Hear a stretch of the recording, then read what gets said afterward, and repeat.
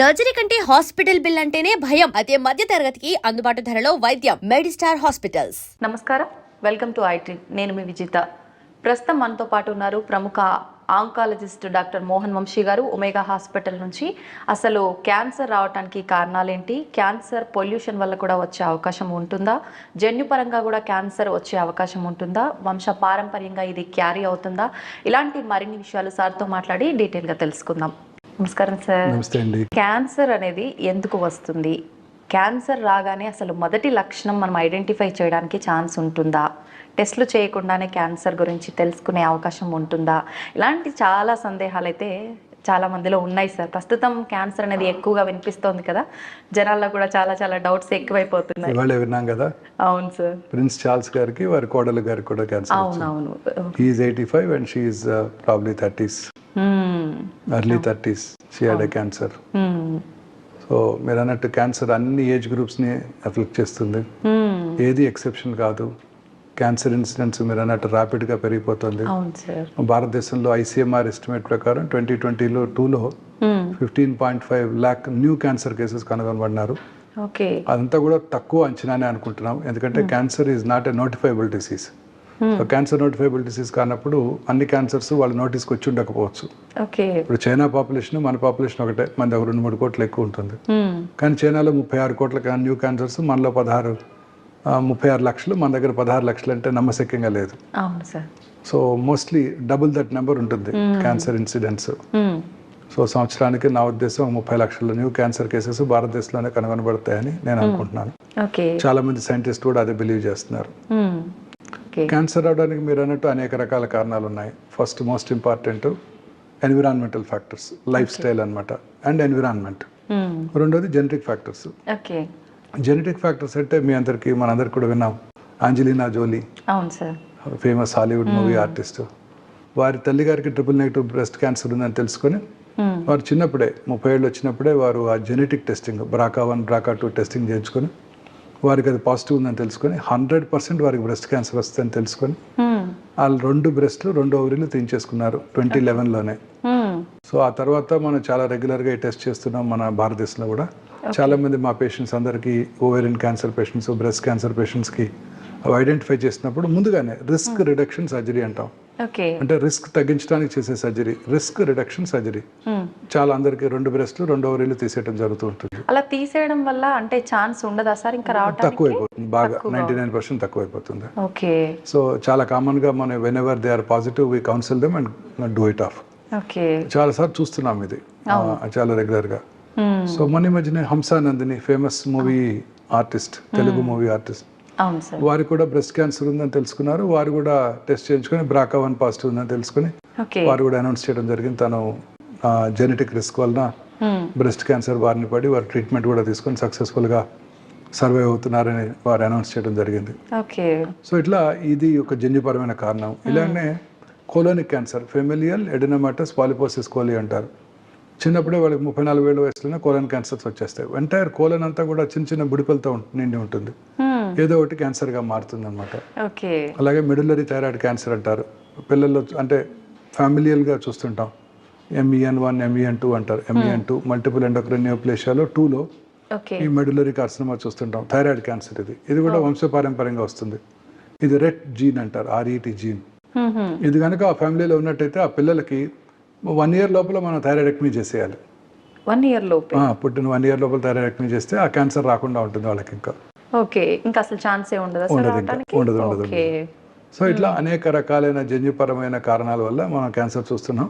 ఇప్పుడు సైంటిస్టులు కూడా బిలీవ్ చేసేది అదేనండి, క్యాన్సర్ జన్యుపరమైన మ్యూటేషన్ వల్లే వస్తుంది. జన్యుపరమైన మ్యూటేషన్ అంటే తల్లిదండ్రుల నుంచి వచ్చిందని కాదు. ఇప్పుడు ఇందాక మనం చదివింది జర్మ్-లైన్ మ్యూటేషన్స్, మనం విన్నది అది తల్లిదండ్రుల నుంచి రావచ్చు. అసలు యాక్చువల్లీ క్యాన్సర్ రావడానికి గల కారణం ఏంటి? నార్మల్గా ఎవరో ఒక ఇండివిజువల్ 40 ఏళ్ల vegetarian person, didn't have any habits, smoking, alcohol ఏమి లేదు, ఇంట్లో తప్ప బయట ఫుడ్ కూడా తినరు, ఆఫీస్ జాబ్, పొల్యూషన్ కూడా లేదు, సాఫ్ట్వేర్ ప్రొఫెషన్లో సడన్ గా స్టమక్ క్యాన్సర్ చూస్తున్నాం. వాళ్ళు అడుగుతారు పేషెంట్స్, మన ఏమి అలవాట్లేవు డాక్టర్ గారు, ఎందుకు వచ్చింది, చిన్నపిల్లాడు 40 years just started his life అని అడుగుతుంటారు. సో వీటికల కారణం కూడా జన్యుపరమైన మ్యూటేషనే. అంటే తల్లిదండ్రుల నుంచి వచ్చిందని కాదు, మన బాడీలో అబౌట్ 22,000 ప్రోటాన్ కోడింగ్ జీన్స్ ఉంటాయి. అందులో ఒక 500 to 600 క్యాన్సర్ కారక జన్యువులు ఆంకోజెన్స్ ని సైంటిస్టులు ఐడెంటిఫై చేశారు. ఈ జెన్స్ లో వచ్చే మ్యూటేషన్స్ క్యాన్సర్ గా మారుతుంటాయి. సో ఇప్పుడు సైంటిస్టులు అంతా కూడా రీసెర్చ్ అంతా దీని మీద జరుగుతుంది. ప్రతి పేషెంట్ కి కూడా జన్యుపరమైన మ్యూటేషన్ ఏమిటి తెలుసుకుని ఆ మ్యూటేషన్ ని టార్గెట్ చేసే మెడిసిన్ ఏమైనా ఉంటే దాన్ని కనుక టార్గెట్ చేస్తే మనం ఆ క్యాన్సర్ ని కంట్రోల్ చేయవచ్చు అని చాలా వరకు. ఇప్పుడు ఈ జన్యుపరమైన మ్యూటేషన్ టెస్ట్ చేసుకోవడానికి ట్యూమర్ ని టెస్ట్ చేయొచ్చు, లేదా లిక్విడ్ బయాప్సీ అంటారు. లిక్విడ్ బయాప్సీ అంటే పేషెంట్ ఒక బ్లడ్ నుంచి తీసుకుని, బ్లడ్ లో క్యాన్సర్ సెల్స్ ఉంటాయి, సర్క్యులేటింగ్ ట్యూమర్ సెల్స్ అంటారు. బ్లడ్ లోనే సర్క్యులేటింగ్ ట్యూమర్ ఫ్రీ డిఎన్ఏ ఉంటుంది. ఆ డిఎన్ఏని వాళ్ళు అనలైజ్ చేసి ఏ జన్యుపరమైన మ్యూటేషన్ వల్ల ఈ పర్టికులర్ క్యాన్సర్ వచ్చిందో తెలుసుకొని దానికి ట్రీట్ చేసే మెడిసిన్స్ ఉన్నాయో చూస్తారు. ఫ్యూచర్ ఆఫ్ ఆంకాలజీ ఇలాగే ఉండిపోతుంది. ఇప్పుడు మనం వింటుంటాము, నేను గైనక్ ఆంకాలజిస్ట్ని, నేను బ్రెస్ట్ ఆంకాలజిస్ట్ని, నేను హెడ్ అండ్ నెక్ ఆంకాలజిస్ట్ని, నేను జిఏ ఆంకాలజిస్ట్ అని వింటున్నాం కదా మన రోజు స్పెషలైజేషన్. ఫ్యూచర్లో ఇలా ఉండబోదు. ఇంకా జెనెటిక్ మ్యూటేషన్ బేస్డ్ ట్రీట్మెంట్ వస్తుంది. నేను HER2 న్యూ ఆంకాలజిస్ట్, నేను ఈజిఎఫ్ఆర్ ఆంకాలజిస్ట్, ఇట్లా రకరకాల ఆంకాలజిస్ట్. జన్యుపరమైన మ్యూటేషన్, ఈ జన్యుపరమైన మ్యూటేషన్ ఏ క్యాన్సర్ కైనా వర్తిస్తుంది. అంటే పెరోటిడ్ ట్యూమర్ కి అలాగే లంగ్ క్యాన్సర్ కూడా ఒకటే జన్యుపరమైన మ్యూటేషన్ ఉండొచ్చు, ఆ రెండింటికి ఒకటే ట్రీట్మెంట్ ఇవ్వాల్సి రావచ్చు. అలా ఉండబోతుంది ఫ్యూచర్. సో ఫ్యూచర్ అంతా ఇలానే ఉండబోతుంది. బ్లడ్ టెస్ట్ చేసుకుని ఆ బ్లడ్ టెస్ట్ లో ఉన్న సర్క్యులేటింగ్ ట్యూమర్ ఫ్రీ డిఎన్ఏ తీసుకుని ఈ టెస్ట్ చేసుకుని జన్యుపరమైన టెస్టింగ్, ఫౌండేషన్ వన్ టెస్టింగ్ అంటారు, అది చేసుకుని ఏ మ్యూటేషన్ వల్ల ఏ క్యాన్సర్ వచ్చిందో చూసుకొని ఆ క్యాన్సర్ని, ఆ మ్యూటేషన్ని టార్గెట్ చేసే డ్రగ్స్ ఉన్నాయా లేవో చూసుకొని వాటిని టార్గెట్ చేసినట్టయితే క్యాన్సర్ని కంట్రోల్ చేయవచ్చు. అదే బ్లడ్లో సర్క్యులేటింగ్ ట్యూమర్ సెల్స్ కూడా ఉంటాయి. ఇప్పుడు క్యాన్సర్ సెల్స్, బ్రెస్ట్లో క్యాన్సర్ వచ్చింది, లంగ్లో క్యాన్సర్ వచ్చింది, అవి శరీరంలో దాని యొక్క క్యాన్సర్ యొక్క మోస్ట్ ఇంపార్టెంట్ ప్రాపర్టీ ఏంటండి, ఆ బ్లడ్ ద్వారా శరీరంలో ఇతర భాగాలకు పాకుతుంటుంది. ఆ బ్లడ్లో ఉన్న బ్లడ్లో మనకి 1 million WBCs ఉంటాయి, 1 billion RBC ఉంటాయి 1 ml బ్లడ్లో. ఒక 5 నుంచి 10 సర్క్యులేటింగ్ ట్యూమర్ సెల్స్ ఉంటాయి. ఆ సర్క్యులేటింగ్ ట్యూమర్ సెల్స్ని మనం ఐడెంటిఫై చేసి ఆ సర్క్యులేటింగ్ ట్యూమర్ సెల్స్ని ఐసోలేట్ చేసి ల్యాబ్లో వాటిని గ్రో చేసి ఏ రకమైన యాంటీ క్యాన్సర్ డ్రగ్కి లొంగుతుందో తెలుసుకునే పద్ధతి కూడా, టెక్నాలజీ కూడా ఇప్పుడు మనకు అందుబాటులోకి వచ్చేసింది. అంటే already process available. So biopsy కూడా లేకుండా మనం క్యాన్సర్ని నిర్ధారించవచ్చు, అది ఏ రకమైన క్యాన్సర్ తెలుసుకోవచ్చు, దేనికి లొంగుతుందో తెలుసుకోవచ్చు, ఏ జన్యుపరమైన మ్యూటేషన్ వల్ల ఈ క్యాన్సర్ వచ్చిందో తెలుసుకోవచ్చు ఒక 10 ml బ్లడ్ నుంచి. ఇదంతా కూడా మనం చేసేయగలుగుతాం. This is not the future, present status of oncology. So ఇది జన్యుపరమైన కారణాలు. ఇక రెండో కారణం ఎన్విరాన్మెంటల్ ఫ్యాక్టర్స్. ఇవి మోస్ట్ ఇంపార్టెంట్. ఫస్ట్ లో most important life style. Environment అంటే పొల్యూషన్, మనం రోజు చూసుకునే పొల్యూషన్, మన చుట్టూ ఉండే పొల్యూషన్ అనేక, ఎస్పెషల్లీ అర్బన్ ఏరియాస్లో pollution, automobile pollution, industrial pollution ఎక్కువగా ఉంటుంది. అందుకే భారతదేశంలో కూడా అర్బన్ ఏరియాస్లోనే క్యాన్సర్ ఎక్కువగా చూస్తున్నాం మనం, రూరల్ ఏరియాస్తో కంపేర్ చేసినట్టయితే. అర్బనైజేషన్ పెరిగే కొద్దీ క్యాన్సర్ ఇన్సిడెన్స్ ర్యాపిడ్గా పెరిగిపోతుంది. అర్బనైజేషన్ పెరిగే కొద్దీ ర్యాపిడ్గా పెరిగిపోతుంది. ఇంకా దాని గురించి మనం తప్పించుకునే ఛాన్స్ అయితే లేదు కదా సార్? కేర్ తీసుకోవాలంటే ఏమైనా తీసుకునే ఛాన్స్ ఉందంటారా? ఎలా మేడం, రోజు మనం వాడేది మార్నింగ్ లెగిస్తే synthetic toothpaste, plastic brush, plastic tumbler, plastic bucket, plastic బాటిల్లో వాటర్ తాగుతాం, కార్లోకి వెళ్తాము, కార్లో అంతా ప్లాస్టిక్ ఎన్విరాన్మెంట్ అంతా కూడా మనం ఎలా అవాయిడ్ చేయగలుగుతాం? పొల్యూషన్. మీరు సిగరెట్ తాగక్కర్లేదు, మా ఒమేగా హాస్పిటల్ బయట కూర్చోండి ఒక 5 నిమిషాలు, మీ కార్ కోసం వెయిట్ చేస్తూ 20 సిగరెట్లు తాగిన పొల్యూషన్ వచ్చేస్తుంది. అంత పొల్యూషన్ ఉంటుంది ఇప్పుడు. దేశం అంతా పొల్యూషనే. అనేక రకాలైన మెజర్స్ తీసుకున్నప్పటికీ మీరు ఢిల్లీలో చూస్తున్నారు కదా, రోజు పేపర్లో వింటున్నాం, most polluted city in the world Delhi. So మనకి హైదరాబాద్లో కొంచెం వరకు ఫార్చునేట్, వాళ్ళకి చాలా ఎక్కువ ఉంది పొల్యూషన్. సో ఇండస్ట్రియల్ పొల్యూషన్స్ అన్ని ఎక్కువైపోతున్నాయి, వీటి వల్లే క్యాన్సర్స్ అధికంగా వస్తున్నాయి అర్బన్ ఏరియాస్లో. అవే కాకుండా మన లైఫ్ స్టైల్, మనం తీసుకునే ఆహారం, ఈ సాచురేటెడ్ ఫ్యాటీ యాసిడ్ ఉండే ఈ పిజ్జాలు, బర్గర్లు, అన్ని రకాల రీయూజ్డ్ ఆయిల్స్, మిర్చి బండి దగ్గర ఉండే మిర్చీలు అవన్నీ రీయూజ్డ్ ఆయిలే కదా మేడం. పకోడీలు, టేస్టీగా తినే పకోడీలు. టెంప్టింగ్ గా టేస్టీగా కనిపిస్తాయి. వీటన్నిటి నిండా రీయూజ్ ఆయిల్సే కదా మేడం. ఇవన్నీ కూడా క్యాన్సర్ కారకాలే. Okay. High fatty diet, red meat ఇవన్నీ కూడా క్యాన్సర్ కారకాలేనండి. మైక్రో ఓవెన్లో చేసే ఫుడ్, హీట్ చేసే ఫుడ్, ఓకే. ప్లాస్టిక్ కంటైనర్స్లో ఉండే ఫుడ్ ఇవన్నీ కూడా క్యాన్సర్ కారకాలేనండి. వైట్ రైస్ తీసుకోవడం వల్ల కూడా క్యాన్సర్ వచ్చే అంటే ఛాన్స్ ఈ ఉందా సార్? వైట్ రైస్ అనేది ఊబకాయం. వైట్ రైస్లో విటమిన్స్ ఏ ఉండవు, అన్నీ కూడా ఇదైపోతాయి. తినడానికి టేస్టీగా ఉంటుంది తప్ప జస్ట్ రిఫైన్డ్ కార్బోహైడ్రేట్ మన బాడీలోకి వస్తుంది. ఓకే. కార్బోహైడ్రేట్, ఈ రిఫైన్డ్ కార్బోహైడ్రేట్ మనకి డేంజరస్ అండి. దీన్ని సింపుల్ కార్బోహైడ్రేట్స్ అంటారు, లైక్ వైట్ షుగర్ లాగా. ఇవి రెండు కూడాను మనకు ఊబకాయం కలిగిస్తాయి, అనేక రకాలైన ఎలిమెంట్స్ వస్తాయి. ఇవన్నీ కూడా డేంజరసేనండి. Cardiac diseases, coronary artery disease, cerebrovascular accidents, ఇవన్నీ కూడా ఈ వైట్ షుగర్, వైట్ రైస్ వల్ల చాలా ఎక్కువగా ఉంటాయండి. అందుకే చక్కగా మన హ్యాండ్ పౌండ్ రైస్, పార్ బాయిల్డ్ రైస్ లేదా బ్రౌన్ రైస్ అంటాం, ఇవి చాలా సుపీరియర్ అన్నమాట. అలాగే సాల్ట్ ఎక్కువగా తీసుకున్నా కూడాను అనేక రకాలైన ఎలిమెంట్స్, క్యాన్సర్స్ కూడా రావచ్చు. అలాగే వైట్ మైదా తయారు చేసే క్రమంలో అనేక రకాలైన కెమికల్స్ వాడటం జరుగుతుంది దాన్ని వైట్ కలర్ చేయటం కోసం. సో అవన్నీ కూడా క్యాన్సర్ కారకాలు. అవన్నీ కూడా పొటాషియం, బ్రోమైడ్, అనేక రకాలైన కెమికల్స్ వాడతారు. ఇవన్నీ కూడా క్యాన్సర్ కారకాలే. మా రోజు వాడే కలరింగ్ ఏజెంట్స్, మన చైనీస్ డిషెస్ లో వాడే అజినమోటో, అలాగే చిల్లీ 65, వాటెవర్ పన్నీర్ 65, అన్నీ కూడాను కలరింగ్ ఏజెంట్స్. అవన్నీ కూడా డేంజరస్ ఏనండి. నిన్ననే విన్నాము, కర్ణాటకలో గోబీ మంచూరి బ్యాన్ చేశారు, మంచూరియన్ ఐటమ్స్ బ్యాన్ చేశారు. కలరింగ్ ఫుడ్ ఏజెంట్స్ అన్ని కూడా డేంజరస్ ఏనండి. అదనమాట ఇవన్నీ కూడా టాక్సిక్ సబ్స్టెన్సెస్. చిన్నపిల్లలకి ఇప్పటి నుంచి అవి పెట్టామంటే వాళ్ళకి పెద్ద అయ్యేసరికి మనం వాళ్ళందరిలో ప్రాబ్లమ్స్ ఎక్కువ అవుతుంటాయి. తర్వాత అదే పీచు మిఠాలో ఉండే రోడమిన్ బి మొన్న తమిళనాడు, పాండిచ్చేరి గవర్నమెంట్స్ బ్యాన్ చేశాయి. కలరింగ్ ఏజెంట్స్, రెడ్ కలర్ వచ్చే ఏజెంట్స్ అన్ని కూడా, అవన్నీ కూడాను చాలా డేంజరస్ సబ్స్టెన్సెస్. ఈ లైఫ్ స్టైల్లో ఫుడ్ అనేది మోస్ట్ ఇంపార్టెంట్ అండి. రెండోది దురలవాట్లు. ఈ ఆల్కహాల్ తాగేవాళ్ళు అనేక రకాలైన క్యాన్సర్స్ వస్తాయి.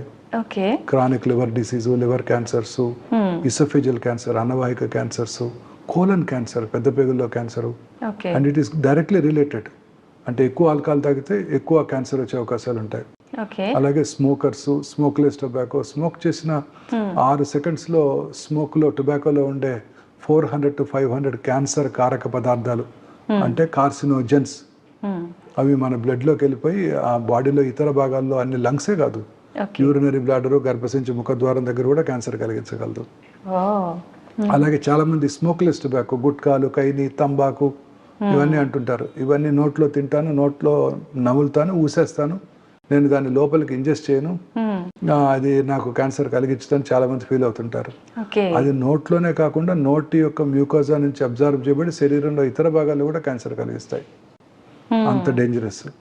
చాలా మంది భ్రమలో ఉంటున్నారు.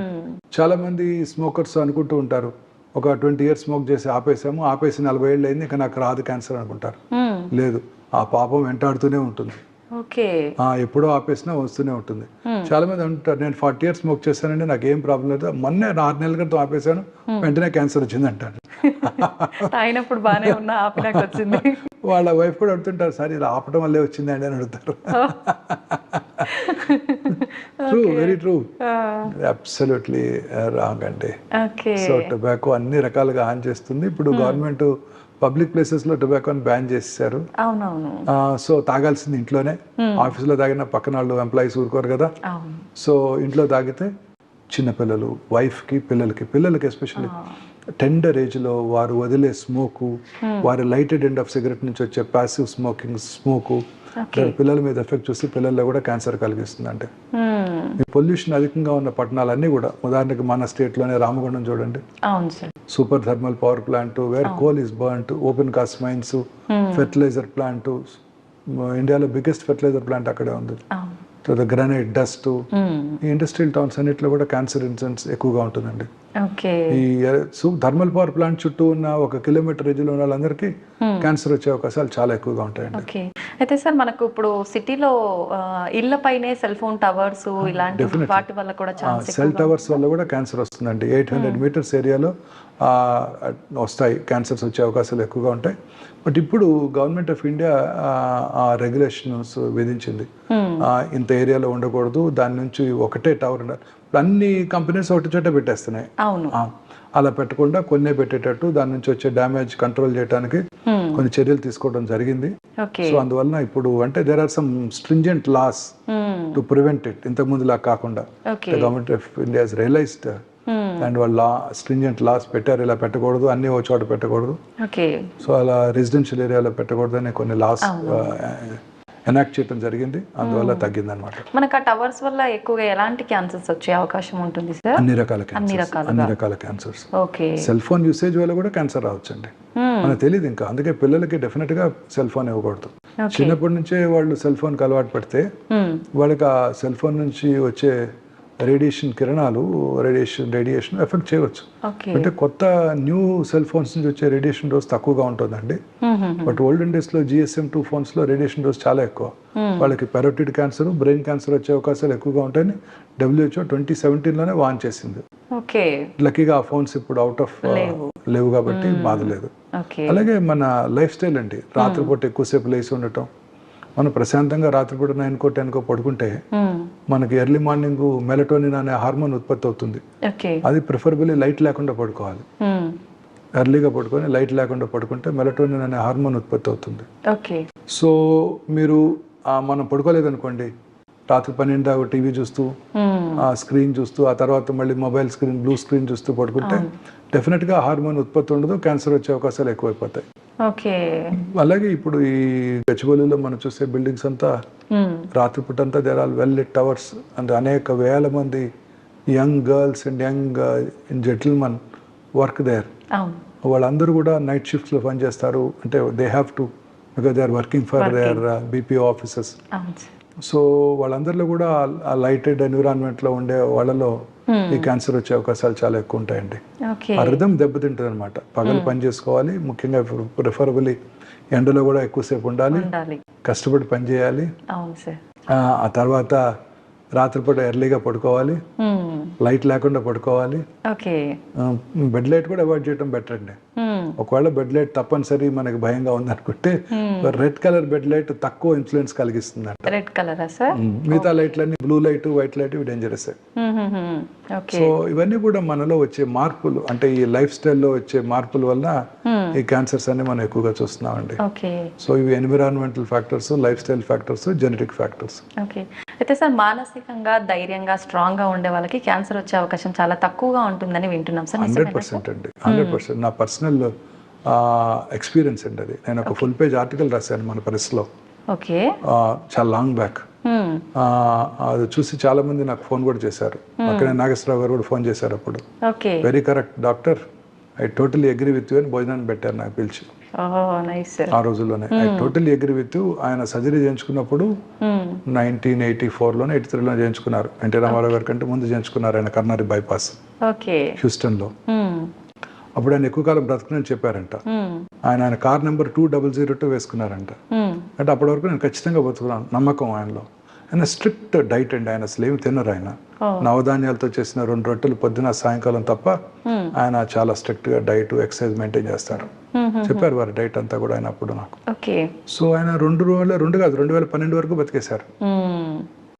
సో ఆ ఎజెక్షన్ ఫ్రాక్షన్ తక్కువగా ఉన్నప్పటికీ చక్కగా సినిమాలు యాక్ట్ చేసుకుంటూ, డాన్స్ చేస్తూ, ప్రజలందరి మధ్య ఉంటూ మానసిక ధైర్యం అది ఆయన బిలీవ్ చేశారు మహానుభావుడు.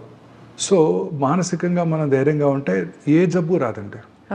మన ఇమ్యూనిటీ అంటే మనలోని రోగ నిరోధక శక్తి, మనలో అందరిలో కూడా ఈ మ్యూటేషన్స్ జరుగుతుంటాయి. జెనెటిక్ మ్యూటేషన్ ఇందాక నేను చెప్పాను మీకు.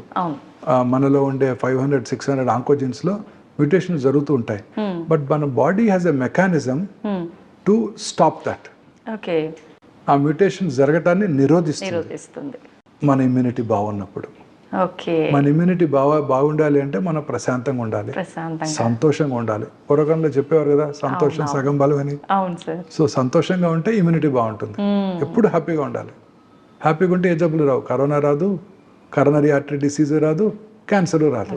పెద్దవాళ్ళు ఏ మాట చెప్పినా అది మనకు పనికొచ్చే మాటే వారికి వచ్చే చెప్పారు. మాటలు చెప్తారు. అవునవును. ప్రశాంతంగా తొందరగా నిద్రపోయి రాత్రిపూట లైట్ లేకుండా పడుకొని అవును. పొద్దున్నే చక్కగా హ్యాపీగా కష్టపడి పని చేస్తే, అంటే చీకు చింత లేకుండా కష్టపడి పని చేస్తే ఏ జబ్బులు రావు.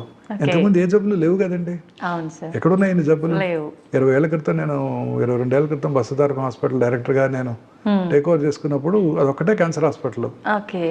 అంటే 2 ట్విన్ స్టేట్స్లో ప్రైవేట్లో ఓకే. హార్డ్లీ 40-45 పేషెంట్స్ ఉండేవారు. ఇవాళ 45 హాస్పిటల్స్ ఉన్నాయి. 2 డికేట్స్లో నా కళ్ళ ముందు జరిగింది. ఎక్కడా బెడ్ ఖాళీ లేదు. హాస్పిటల్ పెరిగిపోతున్నాయి, పేషెంట్లు పేషెంట్లు ఎక్కువైపోతున్నారు. క్యాన్సర్ హాస్పిటల్ 45 ఉన్నాయి. దేశంలో ఎన్ని వందల క్యాన్సర్ హాస్పిటల్స్ ఉన్నాయండి. అవును సార్. ఎంత ఇన్వెస్ట్మెంట్ వస్తుంది క్యాన్సర్ ట్రీట్మెంట్ కోసం. అనేక రకాల neuro equipment, lot of research. అన్నిటికన్నా ఎక్కువ రీసెర్చ్ క్యాన్సర్ మీద జరుగుతుందండి. ఈవెన్ డ్యూరింగ్ కరోనా టైం, ఆ 2 years కూడా కరోనా మీద కన్నా క్యాన్సర్ మీద ఎక్కువ ఆర్టికల్స్ పబ్లిష్ అయ్యాయి. ఓకే. సో అంత ఉపద్రవం వచ్చినా కూడా cancer is the main this thing. ఎందుకంటే దీన్ని మనం ఇంకా కాంకర్ చేయలేకపోతున్నాం. అనేక రకాల న్యూ క్యాన్సర్స్ వస్తున్నాయి. మనం ఏదో కొత్త మందు కనుక్కుంటున్నాము, ఆ మందుని రెసిస్టెన్స్ కూడా వచ్చేస్తుంది. అంటే cancer cells are much smarter than scientist అండి. They develop mechanism to overcome this thing అనమాట. 3 కోర్సులు కీమోథెరపీ ఇస్తాము, చక్కగా ట్యూబర్ అంతా తగ్గిపోద్ది, చాలా హ్యాపీగా ఉంటాము. పేషెంట్ కూడా చెప్తాం బాగా తగ్గిందండి. ఇంకో 3 కోర్సులు ఇద్దామండి అంటాం. ఇంకో 3 కోర్సుల తర్వాత పెట్ స్కాన్ చేస్తే పెరిగిపోద్ది. ఎందుకని సార్ అట్లా? అది develop resistance. Okay.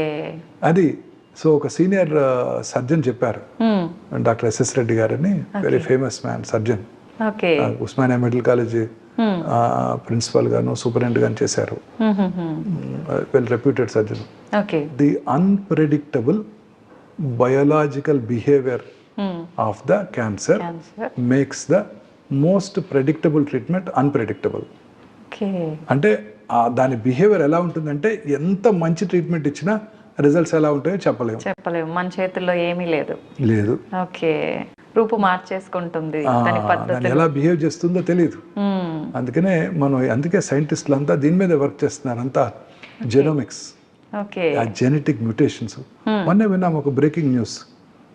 25 rectal cancer patients 4th stage వచ్చిన సింపుల్ డ్రగ్ ఇమ్యూనోథెరపీ, జోస్టెరులుమాబ్ అనే డ్రగ్ ఎండోమెట్రియల్ క్యాన్సర్ వాడతారు. వీళ్ళకి ఇవ్వడం జరిగింది యూఎస్ఏలో.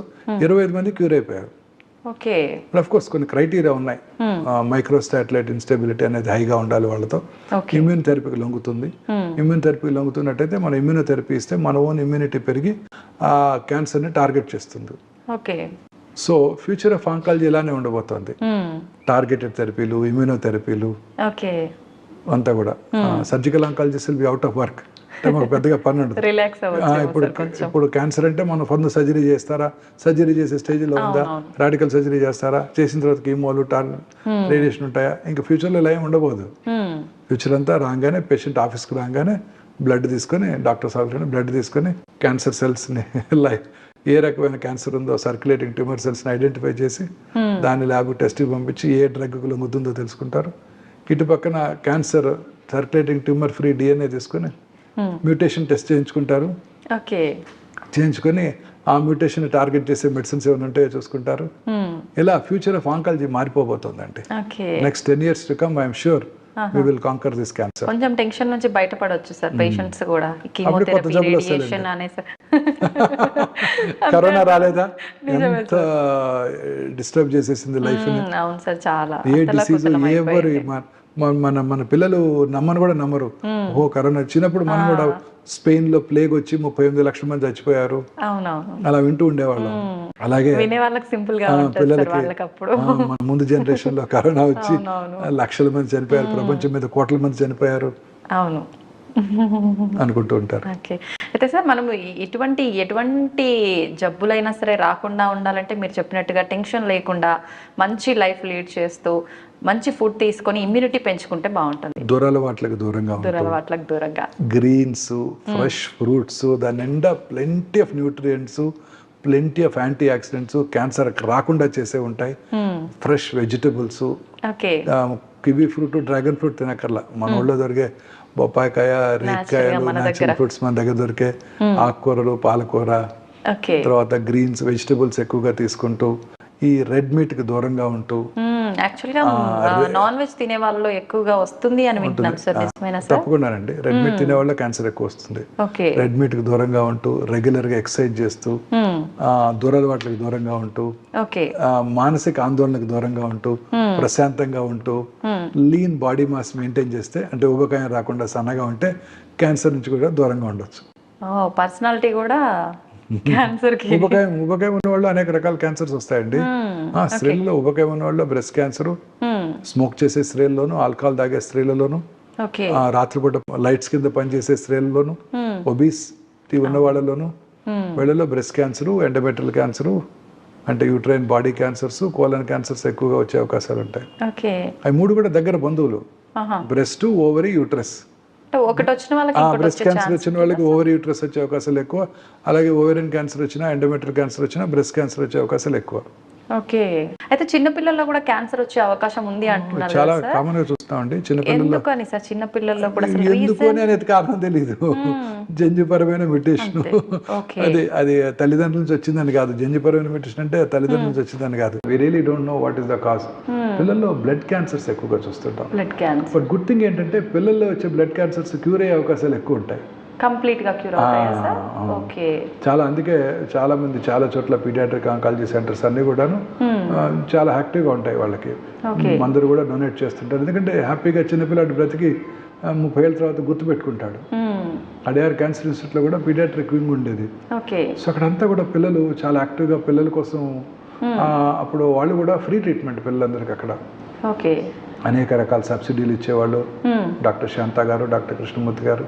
లైవ్లీగా ఉంటుంది, వాళ్ళు క్యూర్ అయిపోతాయి. అండ్ పిల్లలు ట్రీట్మెంట్ని కూడా బాగా విత్స్టాండ్ అవుతారండి. నేను కూడా చూస్తుంటాను, నా దగ్గర చాలా మంది పిల్లలు ట్రీట్ చేస్తుంటాం కదా, వాళ్ళు పాప ఎగ్జామ్స్ బాగా చదువుకుంటుంటారు. It's an inspiration to the doctor also. పొద్దున్నే లేచి నేను 6 గంటలకే రౌండ్స్కి వస్తాను, వాళ్ళు 5:30కే లేచి చదువుకుంటుంటారు. ఎగ్జామ్స్కి వాళ్ళు వచ్చి పాస్ అయ్యారని చెప్తారు. ఒక అమ్మాయి ఎంబీబీఎస్ పాస్ అయ్యి నాకు వచ్చి కలిసింది. నేను ట్రీట్ చేశాను ఓవేరియన్ జర్మ్ సెల్ ట్యూమర్. పిల్లల్లో వచ్చే క్యాన్సర్స్ క్యూర్ అయ్యే అవకాశాలు కూడా ఎక్కువగా పిల్లలంటే ఏజ్ వాళ్ళలో వచ్చే ఛాన్స్ అన్ని రకాల ఏజ్ గ్రూప్, అన్ని రకాల ఏజ్ గ్రూప్ 20 వరకు కూడా. ఇప్పుడు హిమటలాజికల్ మెలిగ్నెన్సీస్ చాలా కామన్గా చూస్తుంటాం. సెంట్రల్ నర్వస్ సిస్టమ్ ట్యూమర్స్ ఎక్కువగా చూస్తుంటాం.